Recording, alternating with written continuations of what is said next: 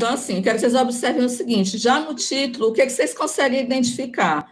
O sujeito que vai ser estudado, que é o Raimundo Pereira, ele é um barítono e ele é piauiense. Esse é um dos recortes. Em seguida, o que é que a gente vai pegar da vida do Raimundo? A migração, a formação e a militância. E o recorte temporal, que é 1978-2006. É importante que vocês compreendam, quando a gente vai fazer uma pesquisa, depois que a gente delimita bem, a gente consegue deixar um título que a pessoa, mesmo que não seja da área, ela compreenda pelo menos alguns aspectos, como qual parte, no caso, vou fazer uma biografia, um estudo biográfico, qual parte é da vida dessa pessoa vai ser estudada, porque não tem como a gente abarcar o todo. Isso aí envolve, por exemplo, que alguns de vocês falaram a respeito de ainda não saber bem o que vai fazer para delimitar. A gente pode passar, Érica.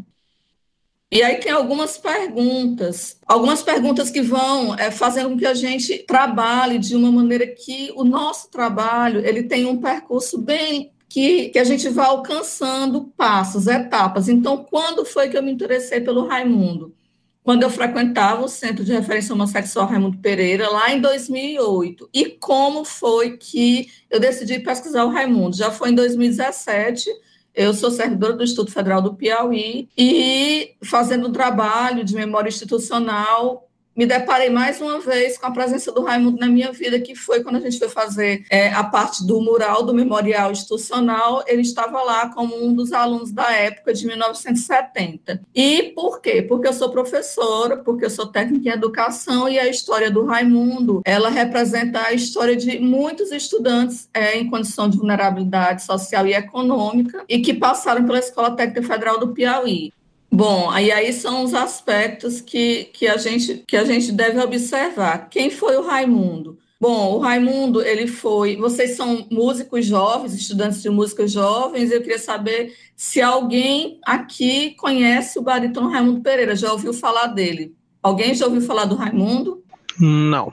Bom, em geral, quando eu faço essa pergunta, as pessoas dizem que não conhecem o Raimundo, e ele foi uma pessoa que teve uma certa relevância na cidade na década de 80, 90. Ele nasceu em José de Freitas na década de 60, e ele migrou aqui para Teresina em 78 para estudar, ou seja, ele fez um processo de migração em busca de escolarização. Ele veio fazer o curso de contabilidade na Escola Técnica Federal do Piauí, e no mesmo ano ele ingressou no coral da Escola Técnica. E em 1990, ele partiu para o Rio de Janeiro com uma bolsa de estudo, lá para estagiar no coro do Teatro Municipal e para estudar na Unirio. E todo esse percurso ele vai se encadeando. Bom, antes de falar quem era o Raimundo, eu queria mostrar para vocês a justificativa do trabalho. Esse estudo ele se justifica por visibilizar uma pessoa negra, como eu disse e perguntei para vocês. Poucas pessoas conhecem o Raimundo, embora ele tenha tido uma notoriedade no canto coral e também depois foi para o Rio e também se sobressaiu por lá como militante da causa LGBTQI+. Então, o estudo se justifica porque visibiliza uma pessoa negra, um homem gay assumido, que migrou para estudar, discutir, e também porque é um estudo que pretende discutir questões relacionadas à necessidade de migração para estudar, preconceitos e influência das redes de sociabilidades, ou seja, do capital social, para o acesso e permanência. O acesso à Escola Técnica Federal do Piauí, a permanência por condições econômicas, e também depois no Rio, o acesso à Unirio e a sua permanência lá no Rio de Janeiro e na universidade. A relevância está em contribuir para a história da educação, especificamente história da educação musical, e suscitar discussões acerca da importância de políticas de acesso e permanência. Aqui é para pessoas, pode descer um pouquinho mais, Érica, ou subir, na verdade, para pessoas em situação de vulnerabilidade. A gente pode saltar o 5, que a gente já falou, e passar para o 6. Bom, o Raimundo, ele se afirmava como sendo uma figura importante do movimento coral do Piauí. Ele se afirmava homossexual sem medo de ser feliz. E esses trechos foram tirados da autobiografia dele, que foi a capa desse slide, a capa inicial desse slide. Ele dizia o seguinte: sempre faço questão absoluta de dizer que sou negro e nordestino. Esses aí, eu coloquei esse parêntese porque eu quero chamar a atenção para vocês, quando vocês estiverem fazendo a pesquisa, em relação a alguns confrontos que existem entre informações, desencontros de informação. Quando eu comecei a pesquisa sobre o Raimundo, Eu ouvi de uma depoente, a Ellen, que ele dizia que ele foi, inclusive, chamado a atenção pelo professor Reginaldo Carvalho. O professor Reginaldo Carvalho, vocês conhecem, né? Alguém conhece o professor Reginaldo Carvalho? Sim, já ouvi falar. Sim. Então, que bom. Eu ouvi falar no Reginaldo Carvalho também. Pois é, o professor Reginaldo Carvalho, inclusive, algumas pessoas acreditam que merece ser estudado. Ele deu uma grande contribuição aqui para a música do Piauí e foi, inclusive, do Conservatório Nacional. E eu fiz esse parênteses porque a Ellen me deu uma entrevista dizendo que o professor Reginaldo Carvalho chamava a atenção do Raimundo porque ele não se assumia negro. Inclusive, ele tinha o hábito de usar uma maquiagem muito forte, que era mais branca do que a cor da pele dele. Mas no livro dele, ao contrário, ele afirma que ele era negro e nordestino e tinha orgulho de dizer isso. E aí eu me lembrei dessas meninas que eu conheci, essa aqui é uma estudante do IFP, que assumiram a sua cor e os seus cabelos. E a Carla Valéria, essa primeira moça que você está vendo, ela disse o seguinte: na medida em que minhas raízes apareceram, liberto-me das correntes que me prendam. Aí você pode descer, Érica, que eu vou mostrar agora a Carla, quando ela assumiu os cachos. Aqui é a Carla, com os cachos soltos. Por que esse parêntese, gente? Porque ao longo da nossa pesquisa a gente pode encontrar esses confrontos de informação, porque as pessoas, ao longo do tempo, isso no caso para quem for investigar sujeitos, elas vão mudando e elas vão ganhando outros contornos. Aí você pode descer o outro, Érica, todinho, porque basicamente é a mesma coisa. Desce mais 2. Eu quero passar por aqui para a gente poder caminhar para a parte teórica. É a mesma coisa, uma menina também que assumiu os cachos, aqui ela diz: enfim, cortei. Acabou a agonia da espera. Este aí é o meu cabelo original, que nem eu mais lembrava como era. Afinal, foram 24 anos alisando, relaxando, agredindo o couro cabeludo e não deixando ele ser o que era. Não vou tecer críticas a quem relaxa, pois eu passei muito tempo fazendo isso. Acho que cada um tem que se sentir bem da maneira que acha certo. No meu caso, eu quis mudar para ver como era ter de volta meus enroladinhos. E confesso, estou namorando com eles, não paro de pegar e acariciar. Sinto que é uma reconciliação com a minha infância, pois foi lá que a não aceitação começou. Na escola, era xingada e apelidada quase todos os dias pelos meninos. E assim, a gente cresce odiando por não ser igual às outras meninas dos cabelos lisos. Você não entende a beleza do teu cabelo e passa a querer entrar no padrão que não é xingado, humilhado. Por isso, os pais têm muita responsabilidade em ensinar seus filhos a respeitar as diferenças, sejam elas quais forem. Pode passar, Érica. Bom, o Raimundo na boca dos outros. Eu quero que tu suba mais um pouquinho para eu poder ler a resolução também. Alguns professores que eu ouvi disseram o seguinte: lá, no caso, no Rio, quando ele migrou pela segunda vez, já que ele tinha migrado em 78 para Teresina, um determinado professor que o conheceu disse: lá ele se perdeu, lá ele mudou, deixou de ser cantor e virou militante. Isso foi a fala do professor Libório. E teve a fala do professor Libório foi: lá ele se perdeu. E a do Brito foi, do Geraldo Brito: lá ele mudou, deixou de ser cantor e virou militante. E um jornalista aqui de Teresina disse: foi dormir com outros caras e a doença o pegou fora do Piauí. Lá na resolução do Conselho de Ética, a resolução número 510, diz o seguinte, que a gente tem as etapas preliminares de uma pesquisa. São, assim, consideradas as atividades que o pesquisador tem que desenvolver para averiguar as condições de possibilidade de realização da pesquisa, incluindo investigação documental e contatos diretos com possíveis participantes. Inclui-se as etapas preliminares, as visitas às comunidades, nos serviços, as conversas com lideranças comunitárias, entre outros. Então, assim, Miguel fala que quer estudar clarinete. Aqui eu coloquei, pretende estudar o histórico do ensino e da prática do clarinete aqui no estado do Piauí, desde quando começou até agora. É uma questão a se perceber, Gabriel, em relação ao recorte, porque aqui fala em condição de viabilidade. Isso começa quando a gente vai nos locais, quando a gente começa a ouvir as pessoas, no caso, você tem esse aluno, isso começa a se desenhar na nossa mente. Pode passar, Érica. Bom, ter relações. Redes de sociabilidade são estruturas que permitem o intercâmbio e o fortalecimento de laços. As redes de sociabilidade são círculos fechados, compostos pelos estabelecidos, pelos quais alguns outsiders é permitido transitar, mas não pertencer e gozar de sua proteção e favores. Bom, o Raimundo ele tinha trânsito livre entre políticos, entre jornalistas, entre professores. Ele fez muitas viagens, foram possibilitadas por essas relações, que contribuíram para a sua formação artística e musical. Então, parte do nosso trabalho é associar também essas redes com a militância e com a consolidação dele como artista, como militante e também como professor. Ele também foi professor. Bom, ele acabou se tornando, por conta disso, um filho ilustre de José de Freitas. Ele é da cidade de José de Freitas, como eu disse, embora ele não seja conhecido até mesmo no meio musical, a maioria dos estudantes de música não conhece, alguns professores de música não o conhecem.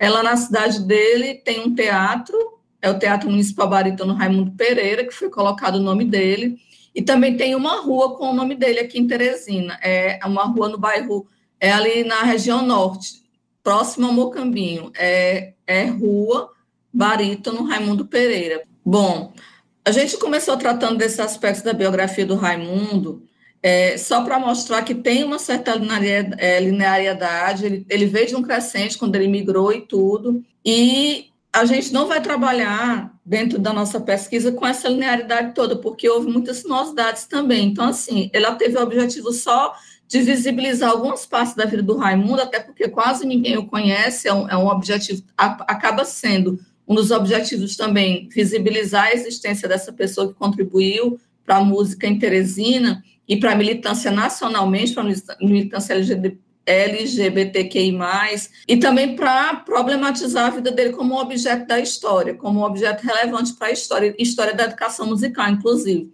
Os objetivos. Gente, quando a gente for mais para os slides da parte mais teórica, isso aqui é só um exemplo de pesquisa, e eu preciso dizer para vocês também que isso aqui trata de uma pesquisa de doutorado, então ela tem uma duração maior, a gente vai fazer um trabalho que leva um pouco mais de tempo.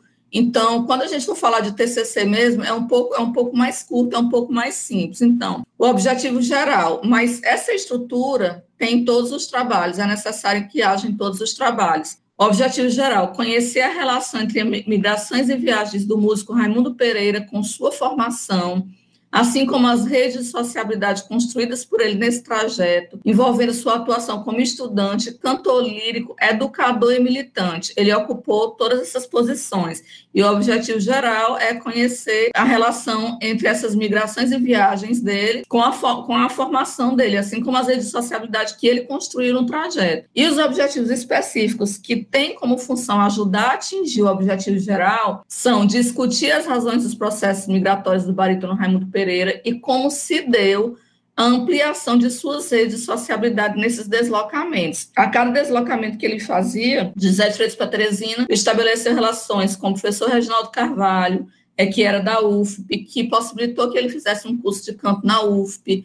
Ele estabeleceu relações com o professor Frederico Marroquim, no IFP Campus Teresina Central, na época Escola Técnica, que também viabilizou com que ele estudasse, que ele melhorasse a sua afinação, e ele cita isso na autobiografia. Estabeleceu relações com jornalistas, políticos, e assim migrou para o Rio. E conhecer a formação do cantor lírico no transcurso de suas viagens, ele fez vários cursos de canto, ele viajou inclusive internacionalmente, e identificar traços de resistência e militância em suas narrativas autobiográficas. Ele tem uma autobiografia, até o momento é a fonte que eu tenho mais utilizado, porque inclusive depois da pandemia eu tive mais dificuldade de adentrar os arquivos. Bom, o estudo. Aqui eu já passo a fundamentar em que meu estudo pretende se sustentar.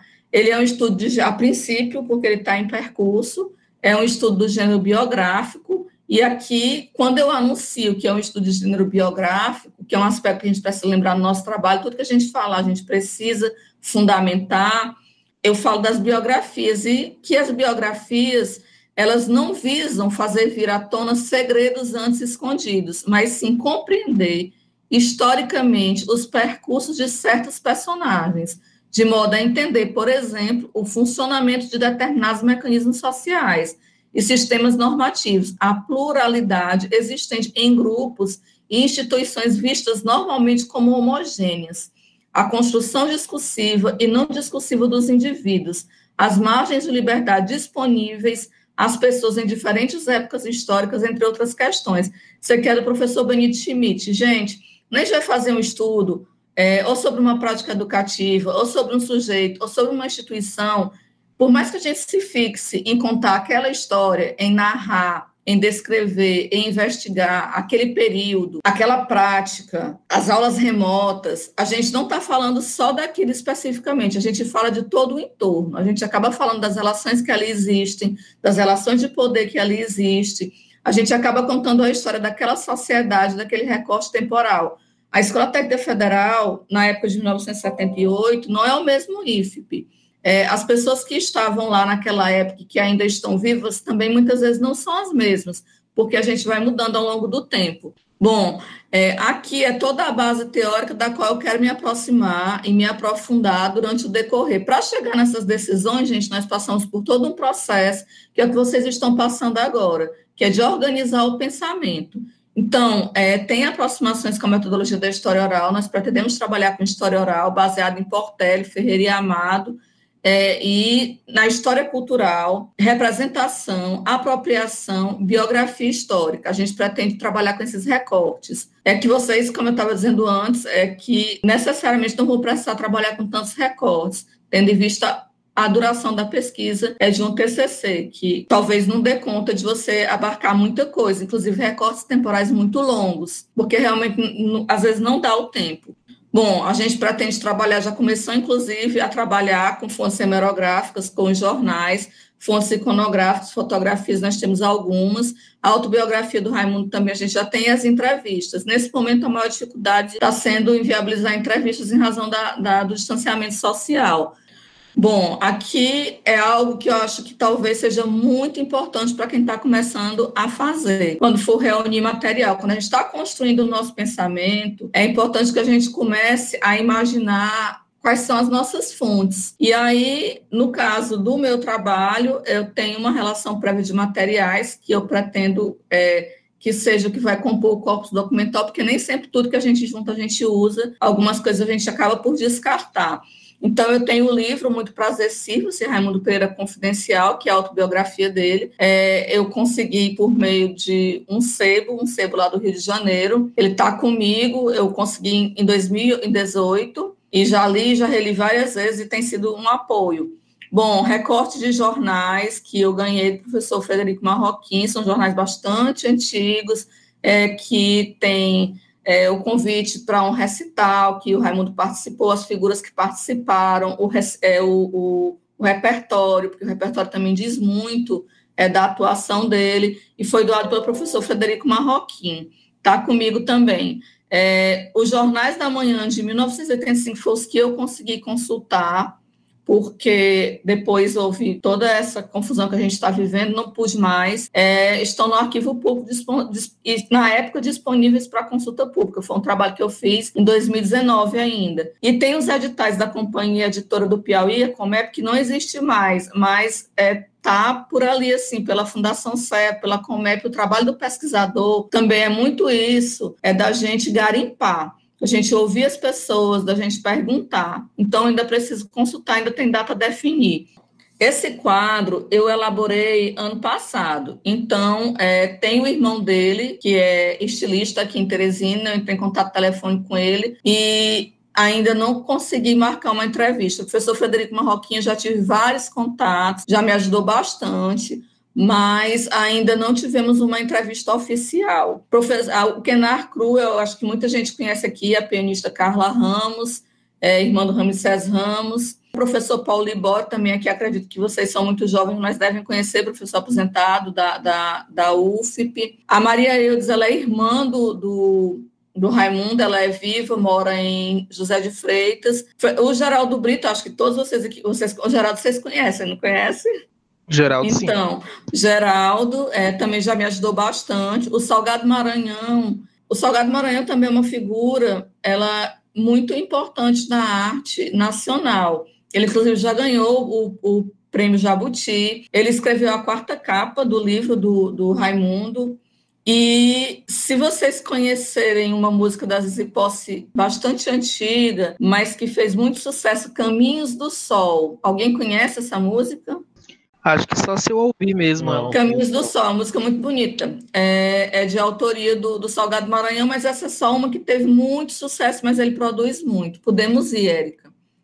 A gente conhece muito pouco da nossa história, da história dos nossos artistas, então, assim, quem for fazer trabalho na área de música hoje, talvez pudesse olhar para essas questões dessa invisibilidade da nossa arte local. Bom, É verdade. aqui são os palcos que onde o Raimundo participou, alguns deles não foram todos, claro. Ele cantou em Belém, ele cantou em Goiânia, em Belo Horizonte, no Rio de Janeiro, Teresina, Belo Horizonte, Maceió, Curitiba, fez muitos cursos, cantou em teatros importantes, cantou para o Papa aqui em 81, quando o Papa João Paulo veio para cá, ele cantou juntamente com o coral da Escola Técnica, são fatos históricos. E também para o Burle Marx, que também acho que vocês conhecem, porque é o paisagista que fez Brasília e inúmeros outros trabalhos. Ele teve uma inserção, ele teve um trânsito com pessoas ditas importantes nacionalmente. Bom, construir os dados, gente. Construir os dados é uma das partes mais importantes do nosso trabalho, até porque eu queria fazer um comentário a respeito de quando a gente faz o nosso TCC. Eu não sei se vocês estão na primeira licenciatura ou se tem alguém que está na segunda licenciatura, mas o TCC ele é o nosso primeiro contato e a nossa primeira oportunidade de nos transformarmos em pesquisadores. Então, quanto melhor o nosso TCC estiver amarrado, quanto melhor a gente compreender as etapas, quanto mais a gente souber de que se trata cada passo, mais a gente vai conseguir fazer um bom TCC, porque existe muito uma mentalidade de que o TCC é um peso, de que o TCC dá trabalho dá, natural, mas é uma oportunidade muito prazerosa de aprender. Então, assim, o uso das fontes orais, que é uma das fontes que eu pretendo utilizar, para construir os dados por meio de narrativas dos entrevistados, compreendidas como uma sequência de acontecimentos ligados entre si por determinado assunto e relacionados pelo tempo, que serão ouvidas e gravadas em entrevistas semi-estruturadas, que se desenrolam a partir de um esquema básico, porém não aplicado rigidamente, permitindo que o entrevistador faça as necessárias adaptações e características, como uma série de perguntas abertas, elaboradas verbalmente em uma ordem prevista, na qual o entrevistador pode acrescentar perguntas de esclarecimento. Gente, existem dois momentos muito sensíveis do trabalho. O mais sensível deles é a escolha. Escolher, na minha opinião, é escolher o tema, porque quando você escolhe um tema bem escolhido, que é um tema que você quer trabalhar com ele, isso é mais de meio caminho andado. E aí, a reunião das fontes, e se alguém for trabalhar com entrevista, é importante saber a diferença entre os instrumentos. Muitas vezes a gente confunde entrevista com questionário. Por mais que pareça óbvio dizer, mas há muito intercâmbio dessas duas palavras. Gente que dizendo que fez entrevista quando aplicou questionário, aplicando questionário dizendo que fez entrevista. Entrevista é diferente, você trabalha com roteiro aberto, você pode até ter perguntas fechadas, mas você geralmente tem apenas um roteiro, porque você vai trabalhar com a escuta atenta. E o seu roteiro, muitas vezes, ele se altera no meio do caminho. Por quê? Porque novas perguntas surgem, muitas vezes são apontadas outras pessoas que você não pensou, o entrevistado avisa e você entrevista. E trabalhar com entrevista envolve você também perceber a postura corporal, enfim, você reúne dados da fala e da ação. Bom, perguntas. A gente precisa saber o que a gente quer fazer. E para a gente saber o que a gente quer fazer, a gente precisa saber o que a gente quer saber.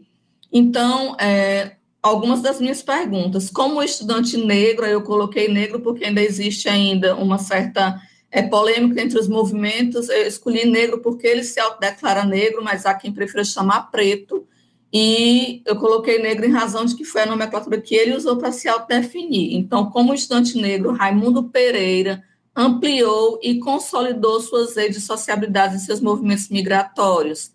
Como se deu sua formação em viagens? Como utilizou a escrita como tática de resistência e empoderamento? Eu não vou falar muito disso aqui, porque eu acho que talvez, nesse momento, a gente precise falar mais das partes iniciais do trabalho. Eu vou passar aqui em linhas gerais, para que vocês compreendam como é que eu pensei. Eu não trabalhei com categorias a priori, não vou trabalhar também, elas vão surgindo a partir do que eu for colhendo. Então, na época do mestrado também, eu não trabalhei com essas categorias. Coloquei aqui que na época do mestrado eu optei por não trabalhar com categorias a priori ou categorias pré-definidas, e no decorrer das leituras, a partir da fundamentação e das entrevistas, foi realizado o agrupamento de repetidas falas que resultaram na construção de categorias. Eu comecei com eixos temáticos, então, assim, os eixos temáticos, eu tenho um tema, e os eixos temáticos são a migração, a formação e a militância do Raimundo. E para construir isso, eu queria trabalhar com ângulos, e esses ângulos, eles envolvem as redes de sociabilidade, a questão racial, as políticas públicas, o empoderamento, e eu associei esses eixos a cada um, eu associei aos eixos cada uma dessas questões, a racialização, a política pública, o empoderamento. Então, eu passei dos ângulos para categorias, e eu estou falando em possibilidades ainda estou pensando em trabalhar com a racialização, porque isso tem que lembrar que eu preciso ouvir as entrevistas e fortalecer isso a partir da fundamentação teórica, porque, gente, a gente pode querer fazer milhões de coisas, mas se a gente não tiver fonte, se não houver nem fonte bibliográfica, nem fonte oral que consolide a nossa escrita, é trabalho perdido, então não vale a pena. Eu vou ouvir para saber se essas categorias e esses eixos, eles se relacionam. Bom, e tudo isso tem que estar conectado. E conectado com os objetivos, conectado com as perguntas. Por isso que eu coloquei, se eu quero conhecer a relação entre as migrações e as viagens, eu estou falando de migração, então se relaciona com qual pergunta? Como o estudante negro ampliou e consolidou suas redes de sociabilidade, pela migração, aí as redes de sociabilidade, racialização, vai passando por um filtro até que isso vá se encaixando, se encadeando. Isso ainda não sei se vai acontecer, porque isso ainda está em percurso. Então, se eu quero discutir, aqui estão os meus objetivos, se eu quero discutir as razões dos processos migratórios, por que ele migrou, eu tenho que perguntar como se deu a formação dele nessas viagens, está aqui no eixo formação. Então, assim por diante. Isso aqui é só para mostrar que nada no nosso trabalho é solto, ele precisa ir se amarrando, ele precisa ir fazendo um casamento. Podemos ir, Érica? Então, assim, a tese, a princípio, é essa, de que, a partir de uma fala do Raimundo, porque, embora ele tenha ido para o Rio com uma bolsa, a bolsa era de apenas um salário mínimo, era para ele estudar na Unirio e ser estagiário lá no Coro do Teatro Municipal, mas ele não conseguiu terminar a universidade. E tem uma frase, e existe um processo que esse é social, de culpabilizar muitas pessoas de condição socioeconômica desfavorável, pessoas em situação de vulnerabilidade, quando elas não conseguem terminar os seus estudos, como se tudo fosse porque a pessoa teve culpa. Mas ele diz o seguinte no livro dele: a academia é para poucos. A partir dessas leituras, dessas entrevistas iniciais, a tese seria a seguinte: as migrações e as viagens foram relevantes para construir as redes de sociabilidade do barítono, e estas se configuraram como estratégias significativas para a consolidação de sua formação artística e militância. Contudo, não garantiram sua permanência na academia, lacuna sanável por meio de políticas públicas de amplo alcance, o que é que eu acredito, mas que eu não posso afirmar enquanto os documentos e as fontes não me mostrarem. Preciso ouvir as fontes, e aqui são as referências, que, por meio das políticas públicas, é possível que a ascensão social aconteça e que, inclusive, a inserção e a permanência na academia, ela se consolide. Bom, é essa a primeira parte. Eu queria saber se vocês querem falar alguma coisa disso aqui antes ou se vocês querem passar para a parte teórica.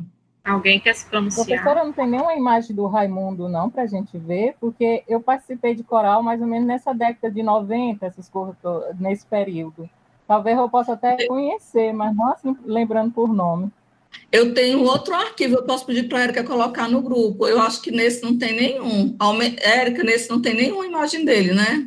Tem não, né? Tem não. Pois eu passo para a Érica uma imagem dele, viu, Viviane? Aqui no meu arquivo, no momento, eu não tenho. É possível que você conheça, até bom. Olha, isso não vai ser uma fonte. Alguém mais, gente? Bom, Érica, vamos lá para outro material, então. Bom, gente, a partir da apresentação da pesquisa, eu trouxe esse outro material que se correlaciona com o que eu apresentei para vocês. Agora, esse aqui, quando terminar, vai ser muito importante ouvir vocês. Eu quero que a gente tenha a oportunidade de, a partir desse outro material, a gente pensar juntos aquilo que vocês falaram inicialmente sobre o trabalho de cada um. Pode passar, Érica. Bom, o projeto de pesquisa, o professor Ednardo seguramente já conversou com vocês, ele perpassa etapas. E essas etapas, elas são a escolha do tema, a introdução, a justificativa, os objetivos, a revisão de literatura e o estado da arte, problema de pesquisa. Para a gente chegar no problema de pesquisa, a gente tem que definir algumas coisas na nossa mente. Eu quero trabalhar com pessoas, com inclusão de pessoas, tudo bem. Pessoas com síndrome de Down, tudo bem. Em qual período? Em qual recorte temporal? Numa escola especificamente, quantas pessoas? Eu ministro aula de teclado para essas pessoas. Qual a idade? Qual a faixa etária? São crianças? São adultos? Eu quero descobrir o quê? Qual é a minha intenção quando eu quero trabalhar essas pessoas? Eu quero estudar o ensino remoto de violão. Eu já escolhi quem é a primeira pessoa com quem eu vou falar no IFP. Eu já sei, eu já tenho aí algumas respostas. Eu quero estudar o ensino remoto de violão. É o que eu quero estudar. Onde? No Instituto Federal do Piauí. Quem que eu devo procurar? O professor, o coordenador do curso ou todo mundo? Eu quero ouvir os estudantes, eu quero ouvir os estudantes e os professores. São decisões. O primeiro momento é de tomar decisões para caminhar. Podemos ir, Érica? E aí, a partir de quando a gente toma algumas decisões, a gente tem que começar a desenvolver esse trabalho. O que é que a gente vai escrever? Tá, alguém falou que quer falar sobre o grupo de Bumba Meu Boi, Gabriel. O que é que eu quero descobrir desse grupo, Gabriel? O que é que eu quero saber? Por quê? Qual é a justificativa? Isso. Qual é a implicação? Qual é a minha relação com este interesse de pesquisa? Por que que isso me atrai?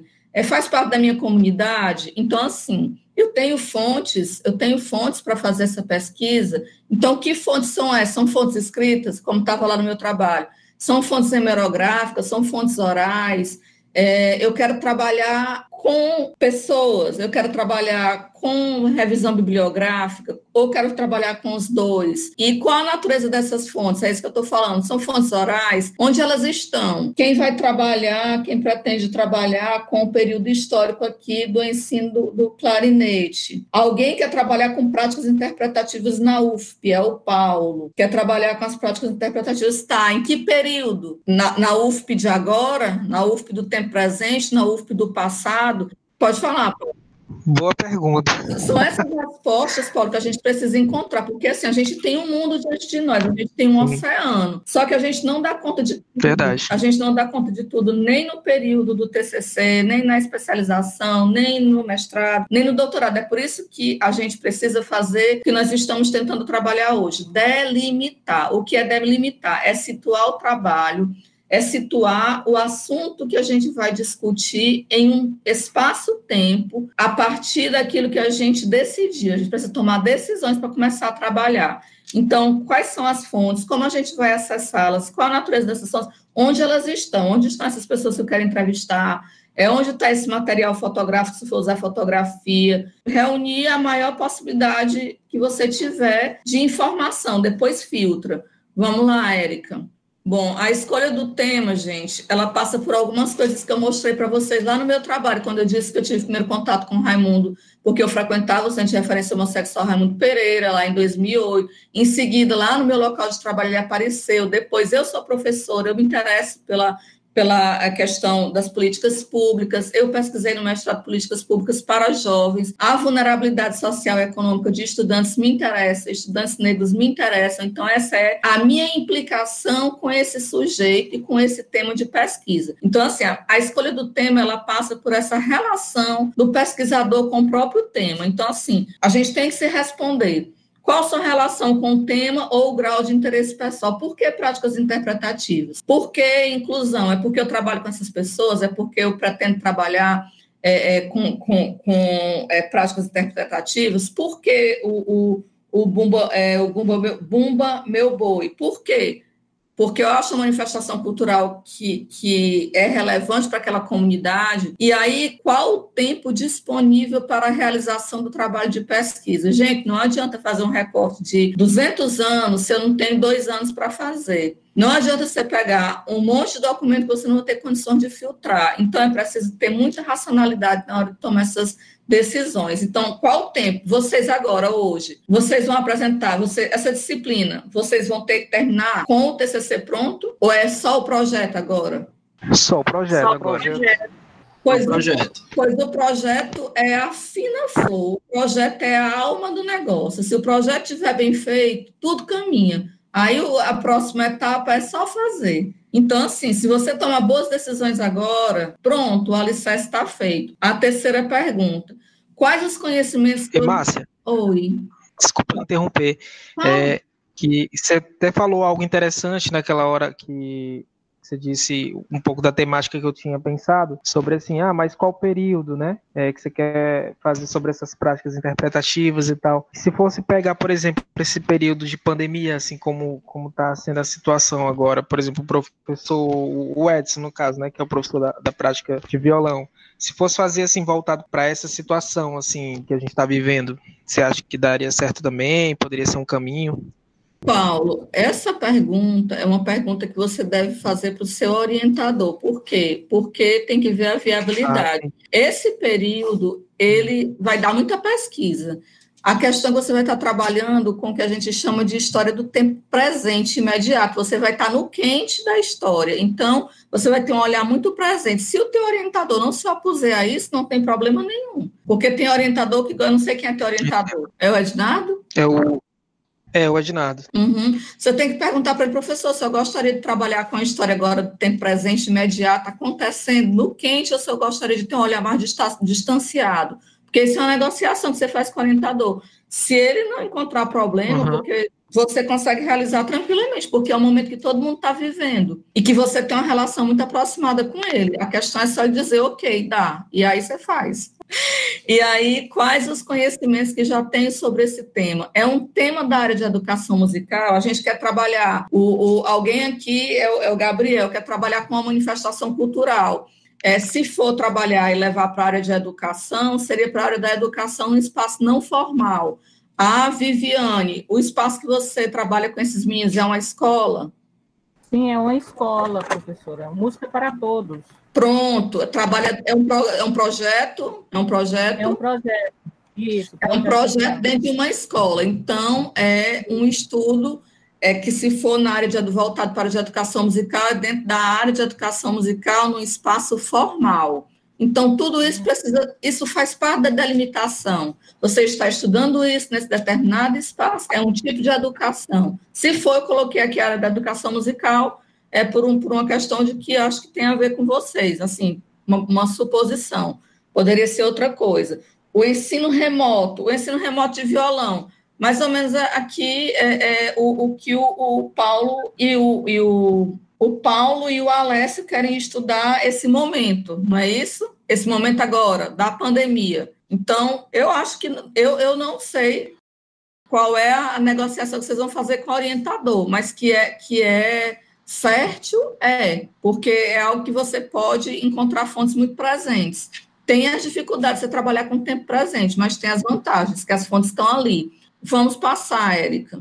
Bom. Só que eu acho que, tipo assim, professora, eu não sei se seria tempo presente, como é que a gente pode considerar assim um tempo presente? Porque, por exemplo, agora é o projeto do TCC, né? Eu cheguei até a conversar isso com o Ednar, que, tipo assim, eu estou fazendo esse projeto agora pensando que próximo período a gente vai fazer o TCC e próximo período também já corre o risco de a pandemia ter passado, né? Que no caso do projeto tem até dizendo nos objetivos lá, tem dizendo assim mais ou menos quais são os caminhos que eu vou seguir para chegar ao resultado que eu quero, né? E um deles é justamente analisar uma aula remota, por exemplo, participar de uma reunião dependendo da plataforma que o professor esteja usando, e aí eu chego lá no TCC próximo ano e a pandemia não está mais rolando, as aulas, a vacina já chegou e as aulas presenciais já retornaram. É isso aí que eu estou pensando, né? Como é que poderia ser? Eu poderia trabalhar como foi, aí não seria mais um tempo presente, né? Seria, porque assim, o tempo presente, Alessia, ele é um conceito muito amplo. Alguns historiadores, você não precisa nem adentrar nisso, não. Eu só usei a nomenclatura para compreender. Tem alguns historiadores que acreditam que o tempo presente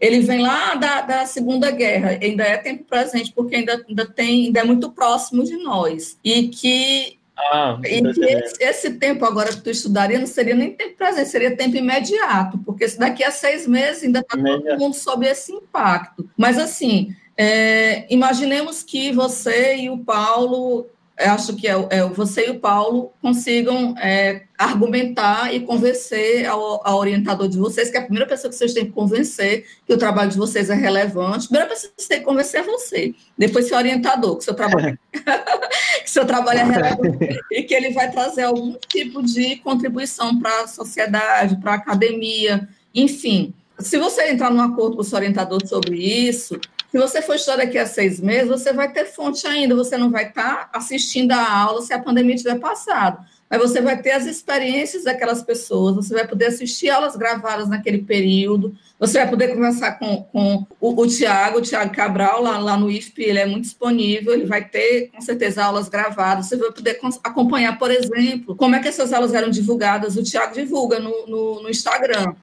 Como é que foi feito para manter, por exemplo, se fosse uma pergunta, como foi que foi feito, quais foram as metodologias aplicadas, ou quem sabe, quais foram os atrativos apresentados para que os alunos permanecessem nas aulas remotas, porque tanto para os professores como para os estudantes tem sido um desafio as aulas remotas. Então, isso é muito fértil, mas para que esse terreno fértil ele dê frutos, você vai ter que ter bons argumentos e boas fontes, você vai ter que dizer por quê? Aí a gente volta aqui para a teoria para compreender por que não é exatamente o objeto, é a forma como você trabalha o objeto, como você dá importância àquele objeto, como você justifica.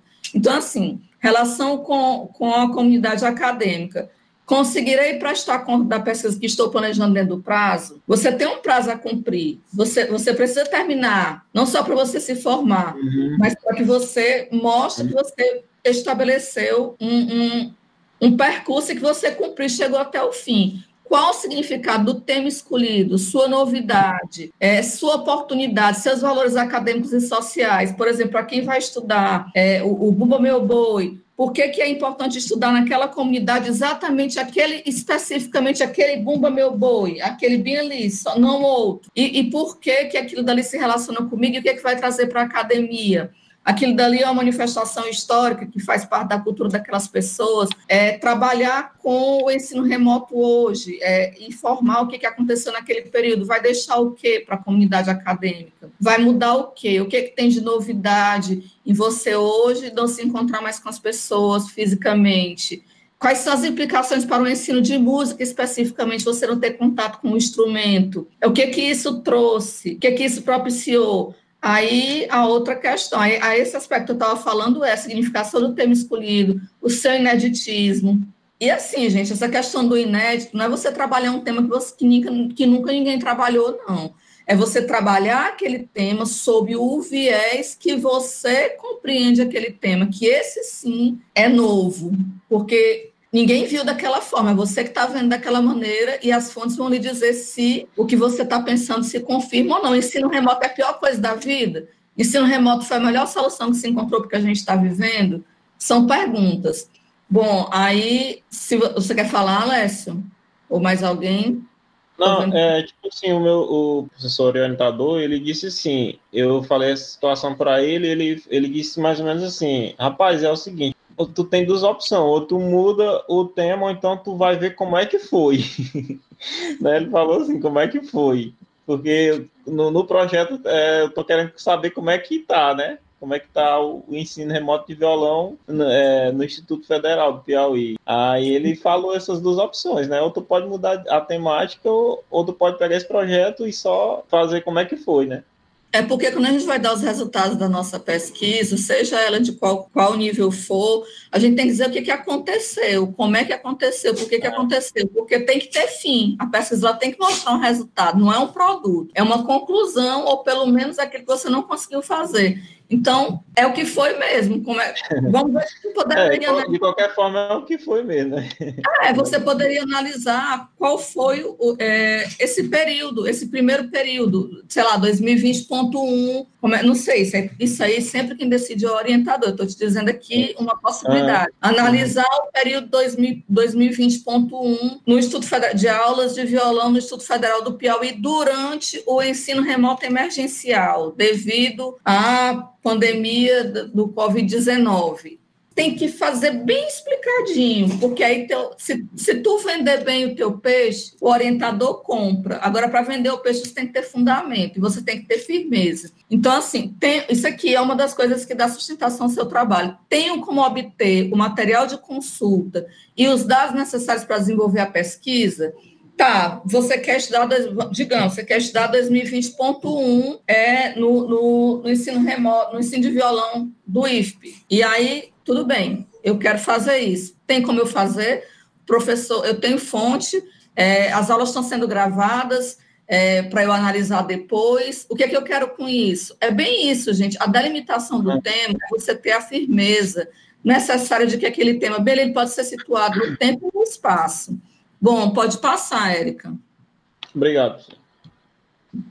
Justificar o convencimento de que o trabalho de pesquisa é necessário. Seu trabalho é importante, seu trabalho é necessário. O tema escolhido pelo pesquisador é de importância para a sociedade ou para alguns indivíduos da área pesquisada, para os estudantes, para os professores, para a comunidade acadêmica, para aqueles que irão ter o seu trabalho como uma referência, como uma fonte, se você reunir ali documentação suficiente para alguém consultar posteriormente, porque o nosso trabalho, no momento que a gente faz, ele pode até não parecer tão importante, mas se daqui a 10 anos um pesquisador quiser saber como é que aconteceu a aula remota e como era o ensino de violão, isso pode ser muito importante. Como é que foi feito isso? A justificativa exalta a relevância do tema a ser estudado ou justifica a necessidade imperiosa de se levar a efeito do empreendimento de pesquisa. Por que é importante pesquisar agora? Por que você tem que fazer isso agora? O que isso vai trazer de resultado? Vai servir para que tipo de público? Para os estudantes de música futuros?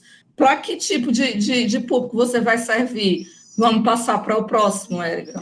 Então, assim, o objetivo. A definição dos objetivos determina o que o pesquisador quer atingir com a realização do trabalho de pesquisa. A gente precisa ter claro para a gente. Por que a gente quer estudar ensino remoto? Por que a gente quer estudar inclusão? Em que isso vai influenciar na sociedade, na comunidade acadêmica? Tudo isso acho que já está bem claro para vocês. Então, assim, eles devem ser claros, bem definidos e escritos com o verbo no infinitivo. Esclarecer, definir, procurar, demonstrar, permitir, analisar. Você pode querer só investigar, você pode querer analisar, você pode querer apontar, você pode querer compreender. A gente tem que querer alguma coisa para poder conquistar. Ficou clara essa parte?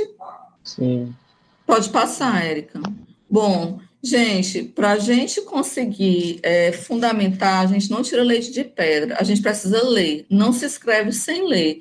Então, assim, é preciso fazer a revisão de literatura, que alguns chamam de estado da arte. Então, realizando o levantamento e a busca.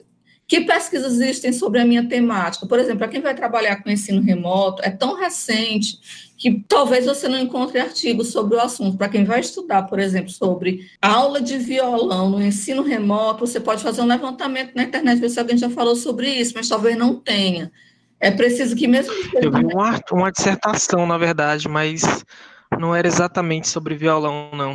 Era sobre o ensino remoto, né, que envolvia ensino, educação musical mesmo e tal, de forma remota, mas não era relacionado ao instrumento, sabe? Ao ensino mesmo do instrumento.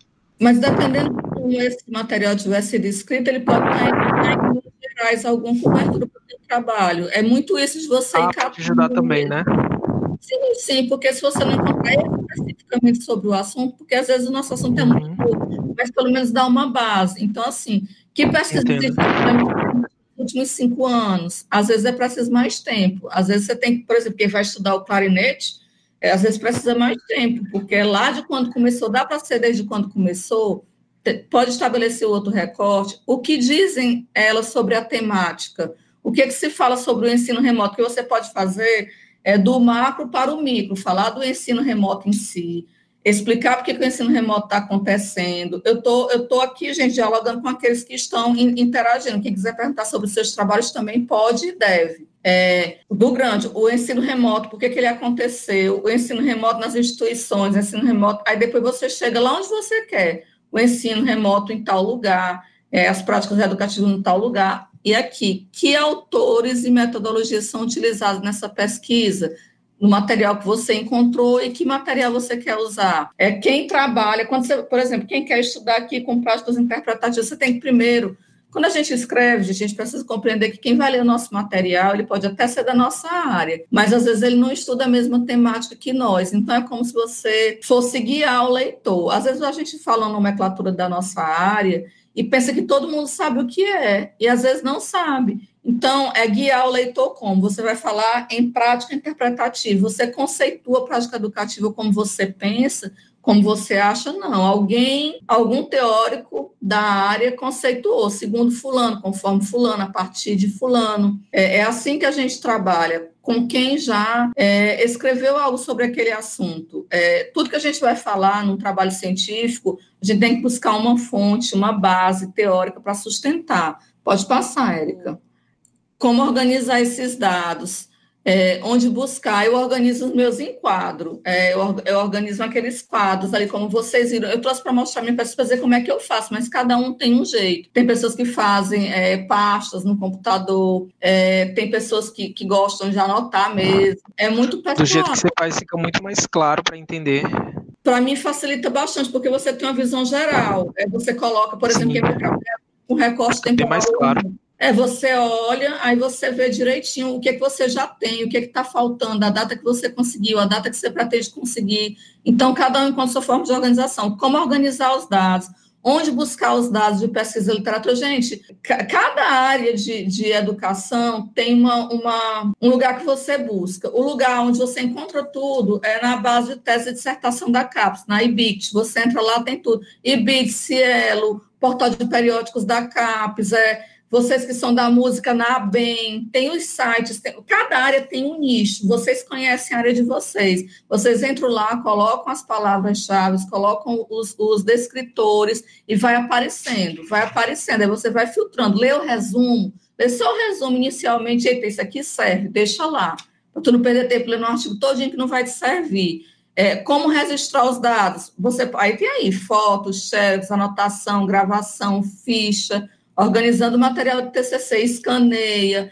Quando eu fui no arquivo, por exemplo, pegar os jornais, onde aparecia do Raimundo, eu escaneava. Quando você faz o processo de realizar o projeto do TCC, você aprende a organizar a sua mente. Quando você vai fazer o TCC, é praticamente como só se você tivesse encontrado, assim, uma série de gavetas que você colocou aqui numa ordem, eu visualizo assim. E aí, quando você chega na época da escrita, você vai preencher aqueles espaços. Aí, o próximo, Érica. Bom, separar o documento de acordo com os critérios da pesquisa. Isso aqui vai servir. Isso aqui eu vou usar quando? Isso aqui eu não vou usar de jeito nenhum. Organizar em um texto que possa ser usado na proposta de TCC. Gente, coisa melhor do mundo é quando a gente... Quer dizer, é o que funciona para mim, né? Tudo é pessoal e é em acordo e em discussão com o orientador. Mas o que funciona muito para mim é já visualizar os capítulos, o que eu chamei de eixos. O ensino remoto, o ensino do ensino presencial ao ensino remoto. Quais as diferenças? O que você quer analisar? Como é que está sendo o processo de avaliação no período de ensino remoto, as atividades assíncronas, as atividades síncronas, o que você quer fazer? Eu não sei se aqui eu estou mais confundindo do que esclarecendo, mas o que eu quero deixar claro é que o processo de elaboração do projeto é o processo mais árduo, mas que vai facilitar muito o trabalho de vocês na frente.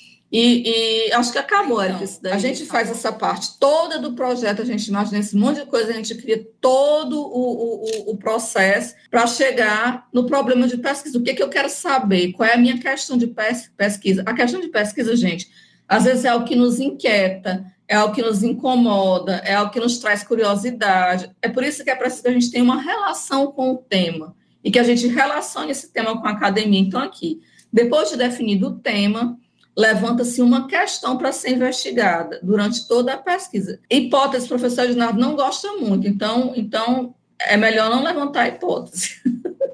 Porque para levantar a hipótese a gente precisa pressupor, e ele gosta muito de ouvir as fontes, e isso é bom, porque às vezes as fontes, elas confirmam o que a gente pensa, mas às vezes elas contradizem. Então, às vezes é bom também a gente ir de coração aberto, de mente aberta, de peito aberto, achando que não sabe de nada.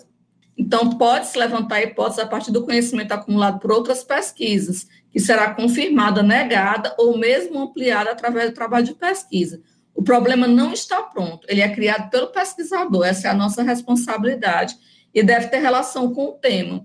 Não há regras para criar um problema, mas ele poderá ser expresso em forma de perguntas. Quanto melhor definido, mais fácil desenvolver a pesquisa. É por isso, gente, que eu trouxe a minha pesquisa, não porque ela seja maravilhosa ou um exemplo, mas porque para chegar àquele título, para chegar àqueles eixos, eu precisei passar por todas essas etapas, e todos nós precisamos. Eu lembro que, à época da minha graduação, eu estudei o reflexo da relação professor-aluno no processo de ensino-aprendizagem. Para chegar nisso, eu tive que aplicar questionários, eu tive que observar turmas, eu tive que perceber o rendimento de alguns professores e de alguns alunos em determinadas e diferentes turmas, porque é a partir dessa sensibilidade que a gente vai desenvolvendo ao longo do tempo que a gente compreende que a nossa pesquisa, ela tem uma razão de ser. Não é apenas a gente terminar o nosso curso. A nossa pesquisa, ela existe para que ela sirva para alguém, para estudantes próximos. Por exemplo, quem está estudando como foi fundado o curso de música na UFP. Isso é importante? É muito importante, porque envolveu todo um processo, tanto legal, como também de lutas. E por que vocês estão hoje fazendo a licenciatura em música? Porque alguém lá atrás trabalhou para que essa licenciatura se consolidasse, porque o campo da educação é feito de muitas disputas. Então, eu queria deixar essa última meia hora para vocês me ajudarem falando no que vocês acham que eu posso ajudar. É isso. Muito obrigada aí por me ouvirem. Daniel, não ouviu Daniel? Daniel, pode começar. Eu acho que minhas dúvidas, assim, por enquanto, foram esclarecidas, assim, essa questão do tempo presente e tal, essas coisas. Eu já escrevi uma boa parte, né? Tá, eu tenho que começar a escrever agora a justificativa do meu trabalho. Ainda não escrevi, e na próxima aula apresentar para o Ednardo para ver o que é que ele diz aqui na próxima semana. Mas vou tentar fazer, né? Não é fácil assim. Escrever é difícil, bem difícil. Mas eu estou tentando. Vai conseguir. Daniel. Para comentar sobre o que eu estou planejando, né? Você pode comentar o que você está planejando, e se você tiver alguma dúvida também, eu puder ajudar. Bom, eu já criei alguma coisinha, na verdade. É o seguinte, eu já falei com a minha orientadora também, que eu sou da prática de piano, né? Terminei, aliás, a prática de piano lá aqui da UF. E também estou pensando nessa questão, acredito que como a maioria, sobre a questão do ensino remoto, né? Sobre formas de como é que está sendo a prática mesmo do instrumento nesse momento. E para a minha temática, eu botei da seguinte forma. Como estão ocorrendo as aulas de piano online, ministrada pelos ex-alunos da prática de piano da UFP na Escola La Harmonia. Essa Escola La Harmonia é uma escola que foi fundada por uma ex-professora, aliás, por uma ex-aluna da professora Bruna, né, que através da prática da matéria lá de didática, ela gostou bastante da questão da interação com as crianças, com os alunos, né, a respeito da didática e tal, e decidiu desenvolver esse projeto, né, abriu esse trabalho, e hoje lá ela tem uma escola maravilhosa, em que alguns dos ex-alunos da prática de piano da UFP estão lá, ingressos lá e dando aula, né? Então, a minha curiosidade é justamente saber como é que estão ocorrendo essas aulas de piano lá, nessa escola, ministrado por esses ex-alunos da prática de piano da UFP. E como delimitação do tema... Oi, pois não. Pode falar, depois eu pergunto. Bom, e como delimitação do tema, eu preparei um textinho aqui, eu não sei se eu estou muito por fora, mas é mais ou menos isso. Eu já conversei com essa professora lá, que é a dona da escola, né? Ex-aluna da professora Bruna, da prática de piano. E a respeito, se eu podia fazer a pesquisa a respeito da escola dela, e ela super gostou da ideia e decidiu contribuir demais com a minha pesquisa. E a minha delimitação está da seguinte forma: este trabalho busca fazer um destaque das vantagens e desvantagens de ensino de piano online dos ex-alunos da prática de piano da UF. Aí eu citei o nome dos alunos que eu poderia entrevistar, que inclusive é ela, que é a fundadora, Priscila, o nome dela. Aí os professores ex-alunos da prática de piano são Wesley Cássio e Jéssica, que são então professores lá da Escola La Harmonia, nesse período de anos 2020, né? Além de apresentar um quadro comparativo das aulas online com as presenciais. Aí eu boto aqui a localização da escola, fica localizado na rua tal, Antônio tal, né? E é gerenciada por essa ex-aluna da professora, como eu falei, que também, ela na escola, faz parte do corpo de professores de piano, né? Além de ir lá na escola abrigar aulas de ukulele, violão, cavaquinho, guitarra, dentre outros instrumentos. E é basicamente isso. Tu sabe me dizer qual a contribuição acadêmica da tua pesquisa nesse momento? A contribuição acadêmica? Para a academia, estudar esse grupo de ex-alunos da UFP que hoje estão ministrando disciplinas dessa escola que eles montaram.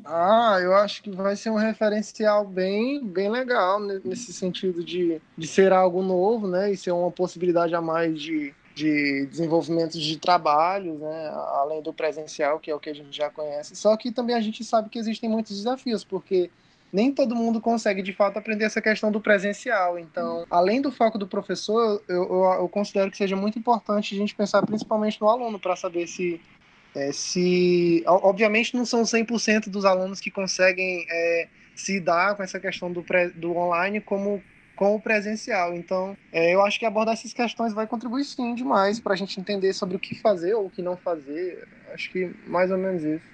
Pronto, essa tua última fala aí é uma coisa que tu deve pensar, porque é bem interessante, é entender como deve fazer. Seria um objetivo? Não entendi.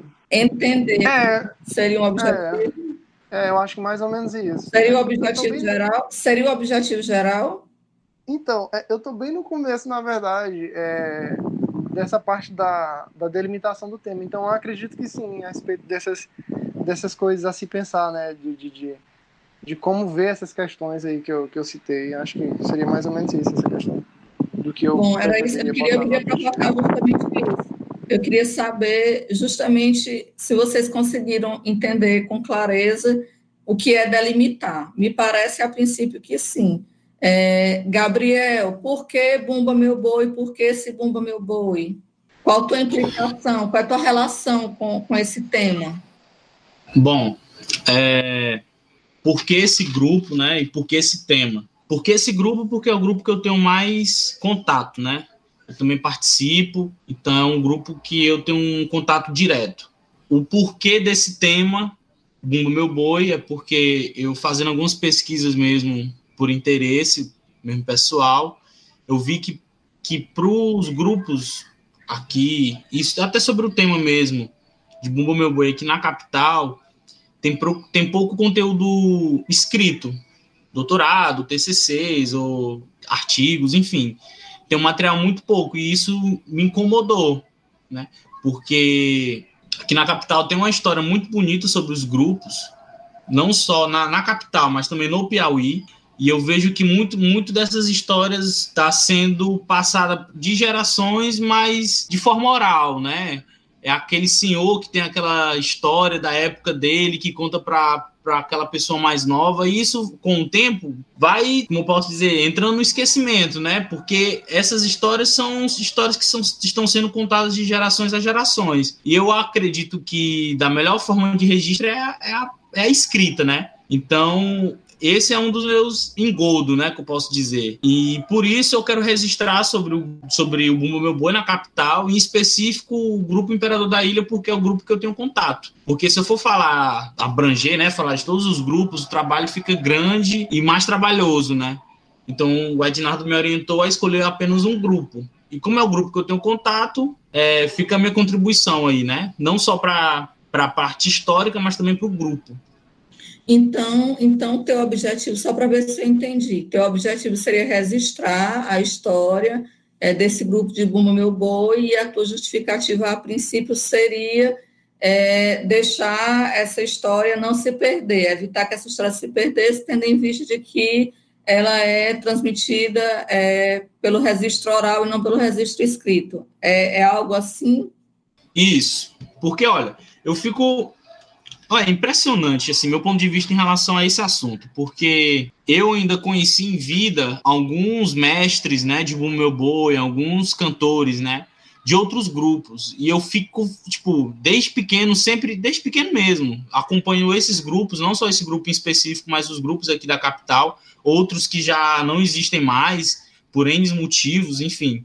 O que mais me fascinava era quando eu sentava com essas pessoas mais velhas para conversar sobre os grupos, sobre as histórias da época, e eu ficava fascinado sobre a riqueza que era naquele momento, da história, às vezes, de uma toada, ou a história de um festival que aconteceu aqui, sabe? Sempre tendo como visão os acontecimentos culturais mesmo, daquele grupo. E também, eu acho que um lado afetivo também de aqui no bairro, há décadas atrás, não ter só um grupo, mas 5 grupos aqui no mesmo bairro de Bumba Meu Boi, eu achava isso maravilhoso, entendeu? Isso esteve presente na minha infância de uma forma muito forte. E eu fico triste em ver que essa cultura, aos poucos, aqui na capital, está enfraquecendo, né? Porque, levando em consideração esse ponto de vista, né? De que está faltando registro, de alguma forma está faltando esse fortalecimento de registro sobre esse marco histórico que tem aqui na capital, né? A gente vê que no Maranhão isso é muito forte, e isso é legal, isso lá é muito forte, só que aqui na capital tá ficando fraco. Então eu sinto que eu posso dizer que isso com urgência, né? Tá precisando de mais registro histórico sobre os grupos de Bumba Meu Boi na capital, né?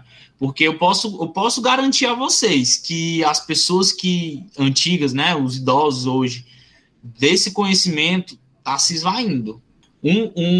Hoje, atualmente, o grupo Imperador da Ilha, que é o qual que eu pretendo falar sobre o meu trabalho, o meu TCC, ele no momento já está na 3ª geração de antecessores, como eu posso dizer. Tipo, no momento agora, o grupo está nas mãos do Raimundo Araújo, né, que é mestre, compositor, e atualmente está à frente do grupo Bumba Meu Boi. Mas anteriormente era o Antônio Araújo, que era o pai dele. Então, poxa, eu me recordo, tipo, muito pouco, pelo fato de eu ser muito criança na época, do Antônio Araújo, mas o que eu me recordo mais ainda são as histórias das outras pessoas contando sobre o Antônio Araújo, entende? E o grupo Meu Bom Imperador da Ilha já não veio dele, não surgiu dele, já foi de uma outra pessoa. Então, tipo, em que momento isso está registrado aqui na capital? Que esse grupo ele veio, antecedeu de uma mulher. Olha só, o grupo o Imperador da Ilha, ele surgiu, não foi de um homem, foi de uma iniciativa de uma mulher, a dona Eva, que morava no bairro Pissarra. E, tipo, eu sei dessa história como Raimundo Araújo, atual representante do grupo, me contou sobre essa história, né? Assim que eu tive um contato agora mais recente sobre o grupo, eu fui tendo mais informações sobre esse assunto. E outro ponto, essas histórias são contadas através de toadas. Então, tipo, se você chega para um brincante antigo e pergunta o que te marca mais no grupo? Um exemplo, uma toada tal de 2009 que a gente foi lá em Brasília, o grupo tal lá em Brasília num festival, porque a gente foi lá representar o Piauí como o grupo Imperador da Ilha como representante aqui no Piauí. Ou então, em 98, quando aconteceu, que é um evento histórico aqui, né, que de qualquer outro grupo, a morte do boi, e amo de grupo tal aqui da cidade, soltou uma toada na hora. Então, tipo, esses valores históricos estão sendo, sabe, esquecidos. E é bonito de se ver, é bonito de se ouvir, entendeu? E isso tem um valor muito histórico e cultural para a capital que não pode ser perdida. Bom, pelo que eu percebi, tu passou a tua implicação, a tua relação pessoal com o grupo e também colocou da importância para a capital desse registro cultural. Então, fica para te pensar como é que tu relaciona isso com a música, e ver com o teu orientador como é que vocês podem fazer esse link, caso seja o desejo de trazer isso para a música, para contribuir para o estudo da educação musical e para o próprio conhecimento da cultura oral. Isso aí você fica para pensar e conversar com o teu orientador para ver o que vocês acham. Deixe-me ver aqui, Miguel, deixa eu saber de ti, quando é que tu supõe que começou o ensino do clarinete aqui, em Teresina ou no Piauí, o teu recorte?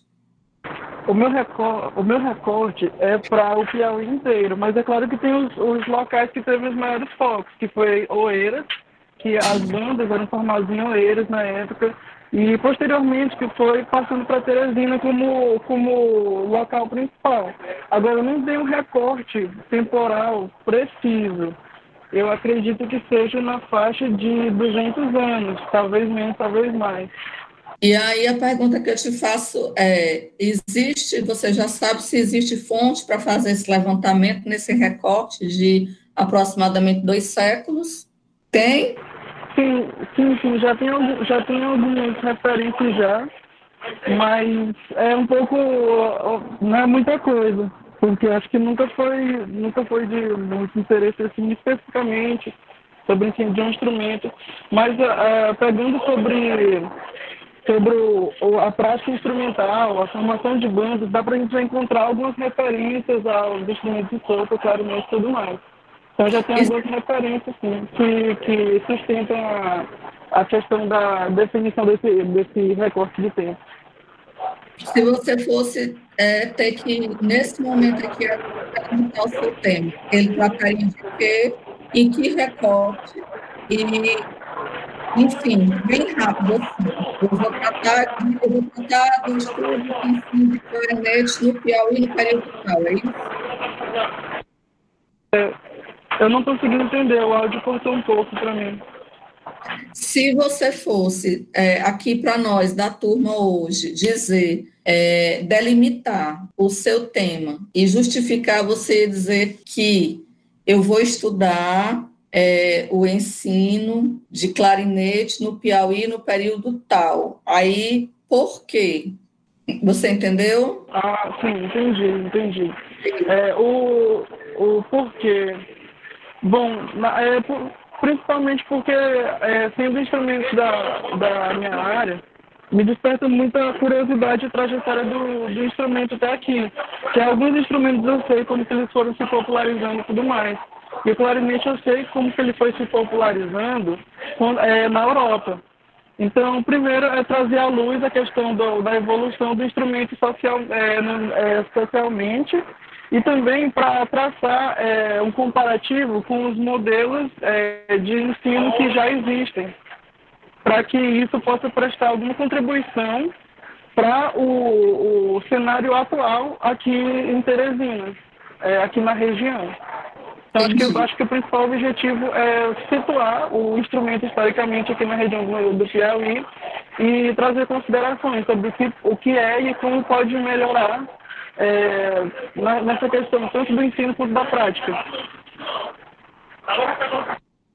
Obrigada, Miguel. Viviane, se você fosse falar agora em linhas gerais, o que você pretende estudar, você delimitaria como? Depois do que a gente conversou. Professora, é assim, tenho interesse, a questão que me fez querer estudar a parte de educação especial é justamente por não conhecer as especificidades, o aluno, entendeu? A gente era colocado os alunos sem você ter experiência de trabalhar com eles. Aí, como é muito geral, tem pessoa com deficiência visual, auditiva e síndrome de Down, eu tenho que escolher pelo menos um, né, para o trabalho. Aí eu estou escolhendo o síndrome de Down para trabalhar, mas eu ainda não sei, eu estou ainda meio voando, assim, não estou conseguindo organizar ainda minhas ideias, não. Deixa eu te perguntar para ver se te ajuda. Por quê? É porque você teve alguma dificuldade de ensinar esse público, porque você não teve um treinamento O que motiva você a querer estudar essas pessoas na sua área? É justamente isso, por não ter tido treinamentos para poder atender esse público. Você pega assim de surpresa e a gente sempre fica só naquele negócio da tentativa. Você não tem materiais não tinha material para me auxiliar, para me saber como trabalhar, nem nada. É só na parte assim do teste. Vamos ver se isso aqui funciona. Isso aqui funciona. É mais ou menos assim. Então você quer a necessidade de... Você quer saber o que exatamente? É isso, mais ou menos saber a contribuição da música para o aluno com síndrome de Down, é mais ou menos nessa linha, entendeu? Você quer saber em que a música pode contribuir para o aprendizado e desenvolvimento do aluno com síndrome de Down, seria isso? Seria. Juntando com isso, você vai, de acordo com o que vai lendo dos textos, você vai aprendendo também como funciona a educação para o aluno com síndrome de Down, né? Você vai pensando aí essas questões, como é que, o que exatamente você quer fazer, por que você quer fazer, e pelo que eu entendi, a princípio, a sua preocupação, se eu tiver entendido errado, você pode elaborar seu pensamento e me ajudar também. O que eu entendi é que, a partir da sua dificuldade, você sentiu essa necessidade de saber como trabalhar com esse público. Então, você quer saber, pelo que eu pude entender, os alunos também podem ajudar, gente, porque essa discussão em grupo, ela facilita. Vocês compreenderam que a Viviane quer fazer o quê? A gente está tentando compreender junto. Eu compreendi que ela quer... Na verdade, Viviane, eu estou tendo dificuldade. Quando a pessoa está com dificuldade de entender, às vezes também você precisa buscar uma outra forma de expressar.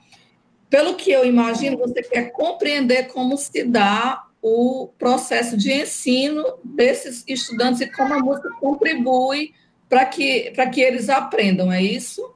Isso. Certo. Vou até anotar aqui para eu não esquecer. Pois vamos para frente, isso vai clareando. Eu acho que quem ainda falta falar é o Paulo. Não, na verdade, é aquela coisa lá que eu lhe falei no início, né? Ainda tenho que realmente conversar com o Aginaldo para saber direitinho como eu vou me direcionar aí nessa coisa que eu pensei, né?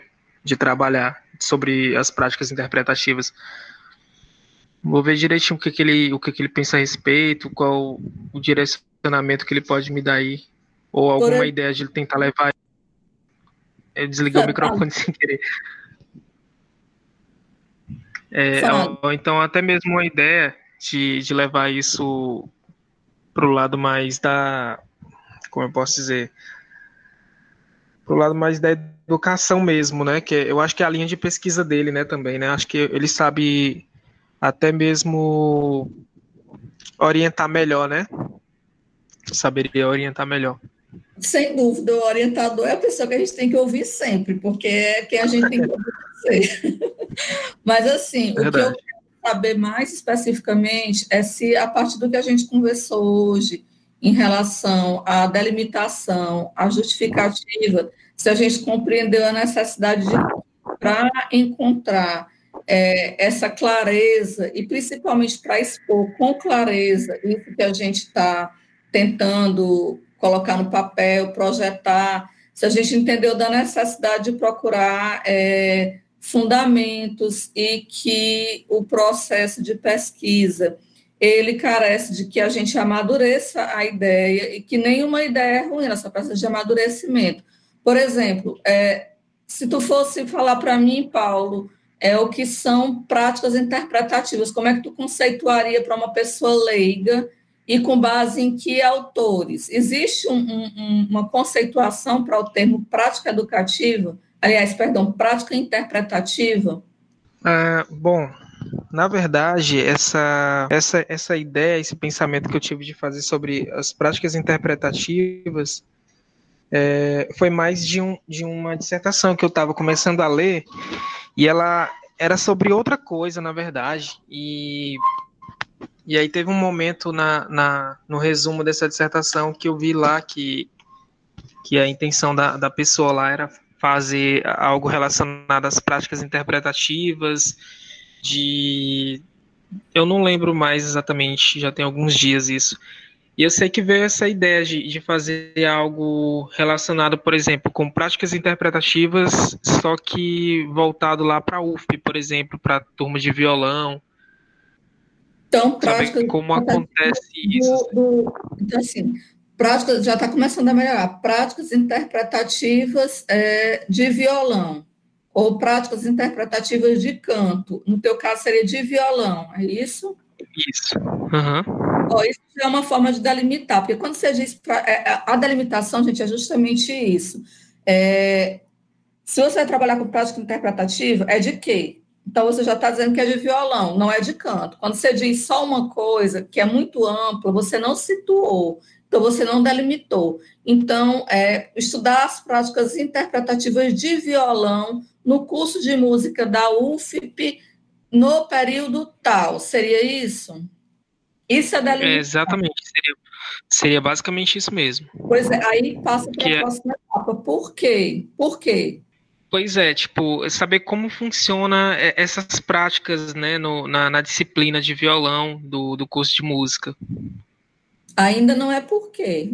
Eu estou fazendo essas provocações, né, porque a gente confunde as etapas. Ele acabou de delimitar, a Viviane está começando a delimitar, o Miguel já sabe que quer estudar clarinete, porque quer estudar, o Gabriel sabe e o que o motiva, a Viviane também falou das motivações dela, mas as nossas motivações, em sua amplitude, quem está do lado de cá não compreende se for muito amplo. Então, eu e o Paulo, a gente está chegando aqui numa delimitação em relação ao quê? Ao objeto de estudo. Ele me corrige novamente se eu estiver dizendo de uma maneira errada. Ele quer estudar a prática ou as práticas interpretativas de violão no curso de música da UFP no período tal. É o que você quer, não é isso? Isso, exatamente. Certo. Aí você vai pensar o porquê, você vai pensar em como isso pode contribuir para o próprio curso de música. E aí é basicamente isso. E o Alessio, a gente já falou, falta você falar. Obrigada, Paulo. Eu agradeço também. Alessio? Olá. A gente já falou ou não? Me perdi. Falou de quê? Do qual mesmo? Se depois de tudo que a gente conversou, se você seria capaz agora de delimitar o seu tema, dizendo o que você quer estudar e como, mais ou menos, você faria isso. Eu estou passando aqui, fazendo uma rodada, em que para cada um eu fiz um determinado tipo de pergunta com um objetivo só, de saber se vocês se encontraram a respeito do que querem e como querem. Você quer estudar, me diga, em uma frase. O que eu quero estudar, na verdade, é como está funcionando as práticas de ensino de violão no Instituto Federal agora, durante a pandemia, né? Como está acontecendo essas práticas de ensino de forma remota, de violão. Eu já delimitei o instrumento, né? Que o orientador falou que tinha que delimitar bem, então eu delimitei. Inicialmente, eu tinha feito igual os meninos, eu queria falar do IFP, né? Aí meu orientador perguntou assim, mas você vai falar de todos os professores, de todas as disciplinas e tal. Aí eu acabei que eu fiquei no violão, né? Até porque meu instrumento também é violão, eu sou técnico de violão pelo IFP, e aí eu delimitei, assim, isso aí que eu quero estudar como está acontecendo essas práticas de ensino de violão lá no Instituto Federal agora durante a pandemia. Então, se a gente fosse fazer rapidamente uma delimitação, só para a pessoa que chegou e viu o teu título, poderia dizer assim, estudar as práticas educativas de violão no IFP, estudar o ensino remoto de violão no período de ensino remoto emergencial. Seria isso? Mais ou menos, só que eu quero estudar, assim, mais ou menos partindo dos professores, né? Ou seja, investigar como os professores estão trabalhando, né? Trabalharam. Então, um dos teus objetivos seria investigar as metodologias de ensino utilizadas pelos professores de violão no período de ensino remoto emergencial. Seria isso? É isso. Eu gostaria de investigar as metodologias utilizadas pelos professores de violão do IFP no período de ensino remoto emergencial. Seria isso? O objetivo geral? Seria isso, em geral. Bom, gente, são 16 horas, eu espero que possa ter contribuído. Se vocês quiserem perguntar mais alguma coisa. Certo, eu tenho que ir para outra aula agora. Pronto, é isso. Aqui. Está encerrando, eu queria agradecer a presença de todos e dizer que o material que a Érica disponibilizou para vocês, os slides, e que a ideia básica da aula era que a gente compreendesse que delimitar situar Deu para entender já algumas coisas também, contribuiu bastante, deu para clarear muito com a sua apresentação. Gostaria até de parabenizar pela apresentação, ficou muita coisa assim, bem mais clara, assim, sabe? Até mesmo do que o Aginaldo já tinha apresentado para a gente e tal, só que num momento ou outro, mesmo a gente estando em casa, né, por ter esse conforto todo de estar em casa assistindo a aula, você sai em algum momento ali para tomar uma água e tal, você perde alguma informação, né? Então, algo que eu pude recapitular aqui na sua apresentação. Pois, gente, obrigada e acho que você agradece. Tchau, tudo de bom. Obrigado, tchau. Boa tarde. Agradecer aqui você por esse momento, sua ilustríssima presença, ajudar a gente. Muito obrigado. Obrigada, Érica, eu que te agradeço por todo o apoio sempre, viu? Um abraço. Tudo de bom para todos. Tchau. Tchau, gente. Tchau. Obrigada, professora Márcia.